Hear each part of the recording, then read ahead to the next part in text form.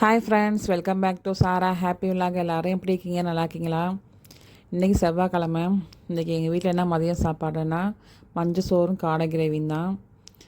நான் காலைல 6 மணிக்கு எழுந்தோடனே ஃபஸ்ட்டு நான் காடை க்ளீன் பண்ணி வச்சுட்டேன். க்ளீன் பண்ணி அது மசாலா போட்டு மிக்ஸ் பண்ணி ½ முன்னாடியே ஊற வச்சுட்டேன்.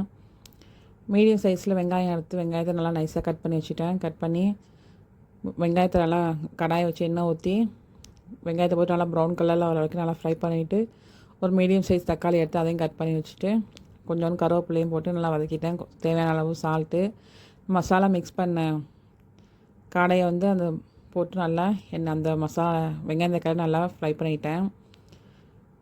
நல்லா ஃப்ரை ஆன பிறகு அந்த பவுலில் கொஞ்சம் தண்ணி மசாலா இருக்கும், தண்ணியை மிக்ஸ் பண்ணி அதிலே ஊற்றிக்கோங்க.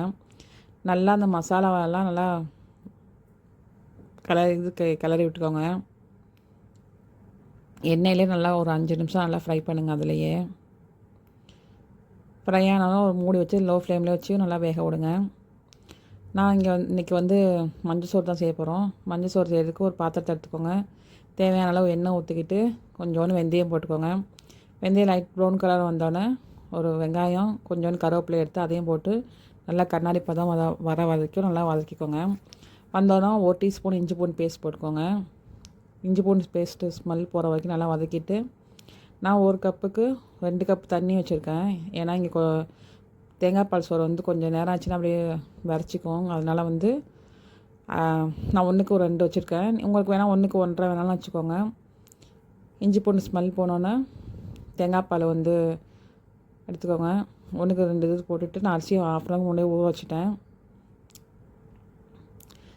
தேங்காய் பால்லே கொஞ்சம் மஞ்சத்தூள் போடுங்க.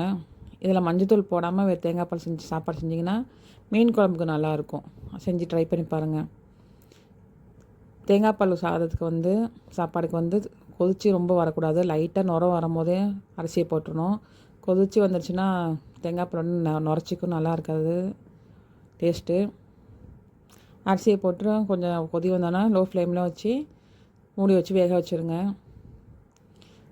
இங்கே சாப்பாடு ரெடி ஆகிட்டே இருக்கும்போது அங்கே காடை கிரேவியும் ரெடி ஆகிடுச்சு. எனக்கு இன்னும் கொஞ்சம் சுக்காவாக வேணும்னு என் ஹஸ்பண்ட் கேட்டனா இன்னும் கொஞ்சம் சுக்கா ஆகட்டும். உங்களுக்கு இந்த அளவுக்கு போதும்னா கிரேவி நீங்கள் இந்த அளவுக்கு இது ரெடி பண்ணிக்கோங்க.